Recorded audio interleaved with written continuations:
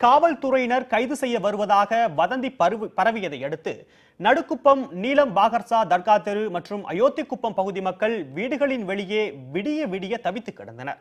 ஜல்லிக்கட்டுக்கு ஆதரவாக நடைபெற்ற போராட்டத்தின் நிறைவு நாளில் சென்னையின் பெரும்பாலான பகுதிகளில் வன்முறை வெடித்தது. இந்நிலையில் போராட்டத்தில் ஈடுபட்டவர்களுக்கு உதவியதாக மீனவ மக்களை காவல்துறையினர் கைது செய்ய உள்ளதாக நேற்றிரவு வதந்தி பரவியது. இதையடுத்து நடுக்குப்பம் நீலம் பாகர்சா தர்கா தெரு மற்றும் அயோத்திக்குப்பம் உள்ளிட்ட பகுதிகளைச் சேர்ந்த ஆண்களும் பெண்களும் விடிய விடிய சாலைகளிலேயே காத்து கிடந்தனர். மேலும் குழந்தைகள் வீட்டுக்குள்ளேயே முடங்கி கிடப்பதாகவும் அப்பகுதி மக்கள் தெரிவித்தனர். எங்களுக்கு என்ன பண்ணுறது தெரியல. இப்போலாம் எங்கள் வீட்டில் யாருமே இல்லை. எங்கள் வீட்டுக்காரங்களாம் எல்லாம் வெளியே போயிருக்காங்க. 2 நாள் ஆகுது வெளியே போய்.